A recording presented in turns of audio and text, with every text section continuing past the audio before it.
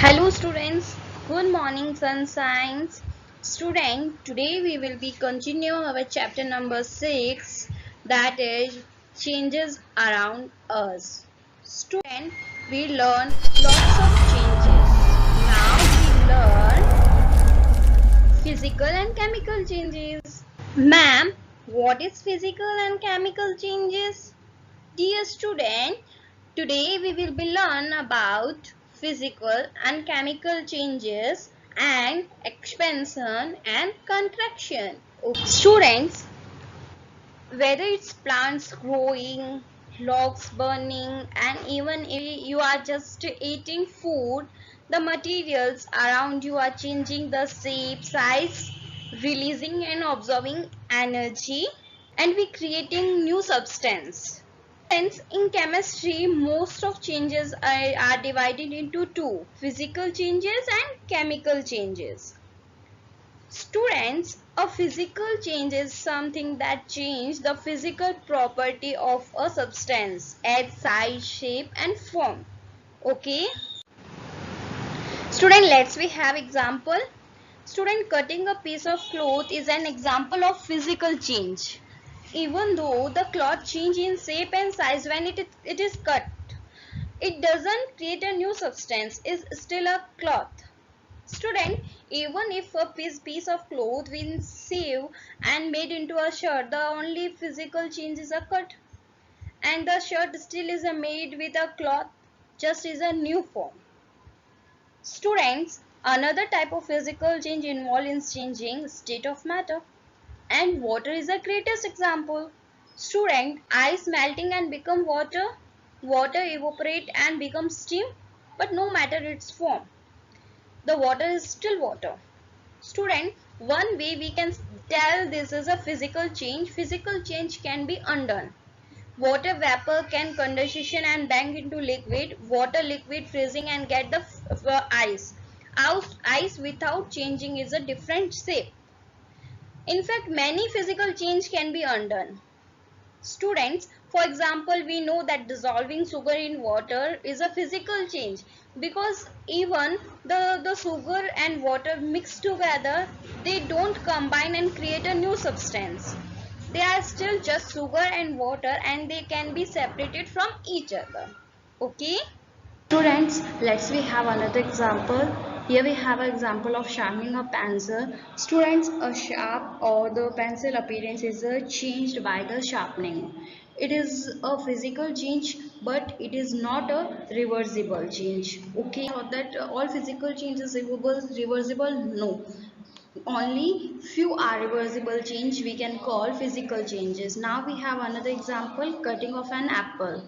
Students, when we cut this apple divided into some parts, that only shape of the apple is changed, amount of matter is not changed. That's why we can call that is a not a reversible change. It's only a physical change. Student, we learn physical changes, now we learn chemical changes. A reaction that rearranges the particle from two and more substance to create at least a new substance. Okay, that is a chemical change. For example, when we so student, let's we have another example of chemical change or irreversible change. Student, here we have example of burning of paper. So if a piece of paper we burn, it is changed into new substance, that is ash. The same new substance type of matter which we want looks absolutely different from the original substance, which that is paper. Students, uh, this change can't be reversed.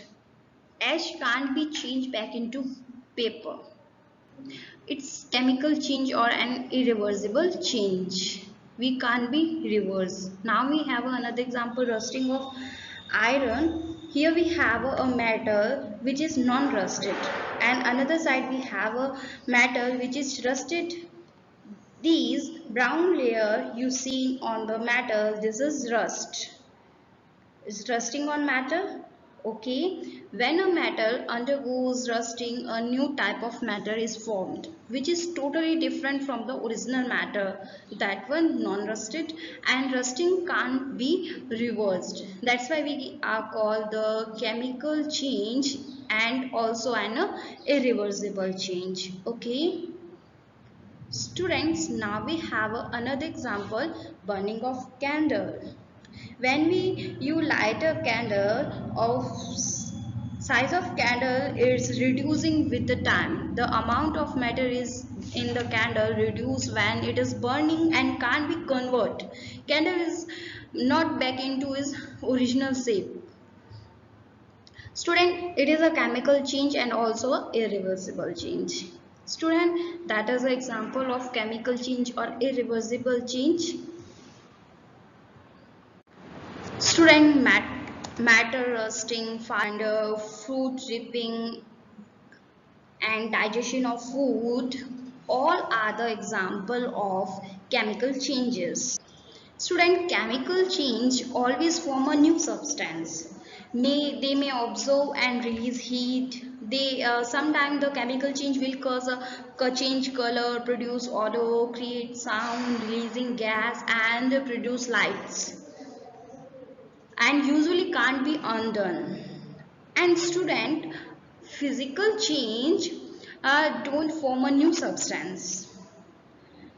And physical change may change the shape or size an object. It may change the state of matter, substance matter. Can't often be undone. Okay. Students, in a physical change we end up with the new substance you starting with even if it is looks different. I hope you will enjoy this physical and chemical changes. Now we learn about expansion and contraction. Students, now we learn thermal expansion. Why are some gaps left in between rails? Have you know? No. So let's see. This railway mostly made up with steel. Steel expand on heating and contracts on cooling. Now we learn expansion and contraction of solids. All of you must have seen there is gap left between the railway station. Why is it so? Students, in the summer, the expansion of railway track occurs due to heat. During days, when trains run over this track and they become hot due to friction, the volume of railway track increases, length of the railway track increases due to increases in its volume. The result is the gap is filled. Students, if such gap is not left, the railway track bend and there is a risk of an accident. That is, gap at the joint is in the railway track.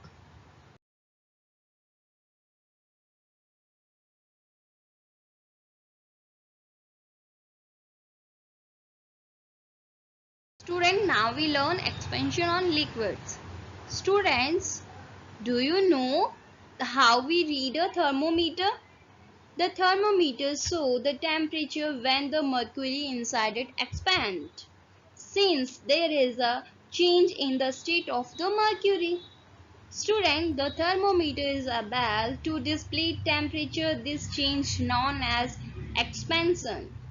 Students, let us look. When we put the thermometer on cool water, this mercury is contract and we say contraction in the liquid. Student, we see expansion and contraction on gases. Students, we take two test tube and place a balloon of a mouth each of test tube. Put one test tube on pan of hot water and the other pan with ice. Students, observing carefully, the balloon of the test tube is hot water begin to inflate.